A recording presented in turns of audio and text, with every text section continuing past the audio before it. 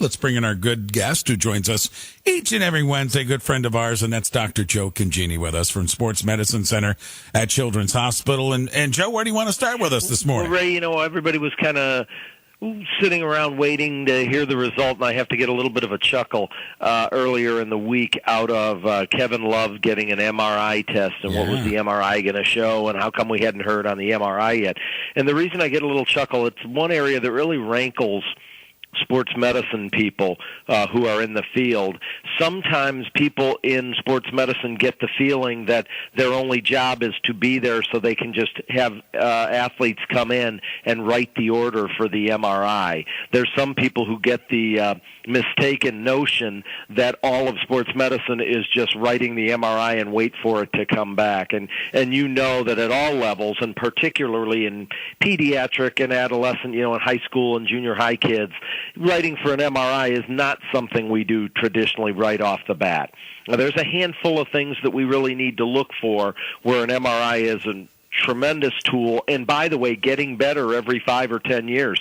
I was just at a conference in Dallas, and we talked about some of the newer things that have been added to MRI to help us make diagnoses on our patients. But still, the initial part of evaluating an athlete is the clinical exam, and most of the time from the clinical exam, you're not going to need a fancy test like an MRI, and in fact, this test is unnecessary, and by the way, unnecessary to the tune of $1,800, $2,800, $3,000 test that doesn't need to be ordered on every athlete.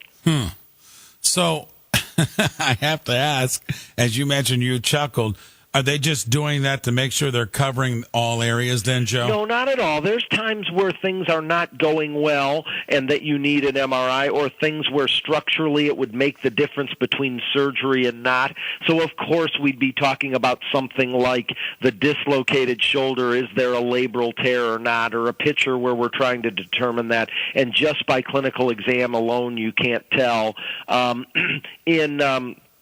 So in certain situations where people aren't getting better with back pain, could it be a big disc that was pinching on a nerve or causing a problem?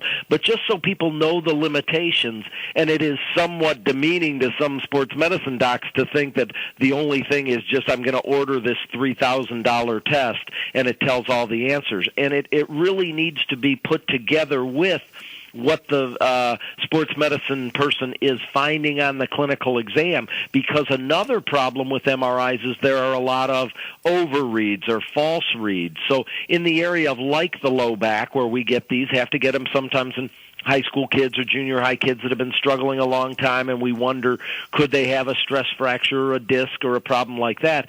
Many times there will be things, Ray, like a bulging disc. And we say by a couple studies that have been out there, 30% of people may have a bulging disc and no symptoms at all. So then we have to really go back and sort out, is the disc, the bulging disc, really in an area where it's causing the pain, or it was just a overread or a finding that wasn't important. And sometimes we have to chase findings down. We'll see a cyst in an area that, boy, I don't know if that's a problem area, a cyst or a growth or something that I need to look at more. And so sometimes it actually causes us to have to look at other tests. So it's not the very first line of when you see people in the office of sports medicine. And just to try to clarify for people, yes, there's times it's a very excellent tool in helping us make decisions on who needs rehab, who needs surgery, how long you're going to be out, but it isn't something that needs to be done all the time. And truly, the vast majority of things are diagnosed by a clinical examination.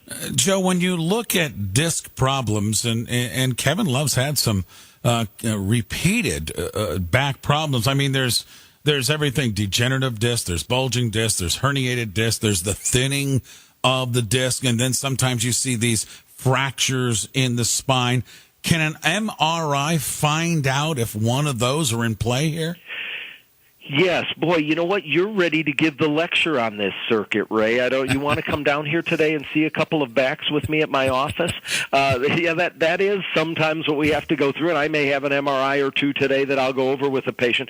And in fact, those are the differences in discs that we find. One of the problems is that sometimes you'll see even a bulging disc, or beyond that, you'll see a herniated disc where you tear the ligament, the ligament that holds the disc in place. But it looks rather like it's not really pinching on anything or causing a problem. But in an athlete who's swinging a baseball bat or fighting off 250-pound people in the low post, when they're moving in certain ways, that's when that disc will begin to irritate nerves and cause symptoms into the legs or cause pain into the back. And so those are all things that sometimes what are called dynamic studies, and that's another thing MRI doesn't do very well. So, it's one of those things that is very helpful in trying to sort that out. In a guy like Kevin Love, again, you'll see some of these wear and tear things, but how many of these things are something that needs further treatment, needs rest, needs an injection, or maybe at some point would even need surgery down the road? That's all of what they were trying to figure out by getting this test, the MRI. But my point today is for parents out there and coaches out there, it's not the end-all, be-all that every person who's a sports medicine kid who comes into the office is going to need, nor is going to get an MRI test to help sort out what's going on. Much of it will be by clinical examination. Joe, staying with the back for a moment, we saw this with Tony Romo a couple of years ago when they said fractured back, and immediately you think, oh my gosh, fractured back. This guy's athletic career is done. And then we hear it on some high school students how they have these small fractures and they have to have basically a straight thing put in their back to keep them straight and such. How common is this, and how bad is this when we have these small fractures in the back? Well, these micro fractures of the low back in a sports medicine clinic for kids are exceedingly common. There are days where we can see 4, 5, 6 in an afternoon at my clinic of these micro fractures. But these micro fractures, Ray, these hairline fractures, are in these small spiny elements and the muscles attached to them, and it's really by the constant pulling of the muscle on the little tiny bones that are called the facet joints. And there's little pieces of the facet joints where these micro fractures occur, and they're not really a big deal at all. Now, sometimes it can be a traumatic fracture. If you remember that, I think Cam Newton had one in a car accident, and Tony Romo had one that changed the course of the Dallas Cowboys, and those were traumatic ones they had. Romo actually got hit in the back. But again, it's not the bigger part of the vertebrae, the rectangular part of the vertebral body. Many of these are these smaller spiny elements in the back that will heal pretty readily, that are not really a stabilizing force in the spine that we're overly worried about. We're worried about them healing enough so they won't have pain, so they won't come back. And in these hairline fractures, I think you were talking about kind of a brace that many people wear for a few weeks to allow it to heal. Many of our teenage athletes will wear a brace so that they're not, when they're twisting and arching as much to put pressure on it. And then 6 or 8 weeks later, these hairline fractures are healing and they get back with flexibility and strength, and then they're ready to play their sport in about 2 months. Yes, they're very common in a high school sports medicine clinic. Interesting. Joe, great stuff this morning. Thanks for getting us on your schedule today, and I'll try to get you on my schedule for these MRI things, okay? Okay, sounds good. Thanks, Ray. All right. Dr. Joe Congeni, Sports Medicine Center, Akron Children's Hospital.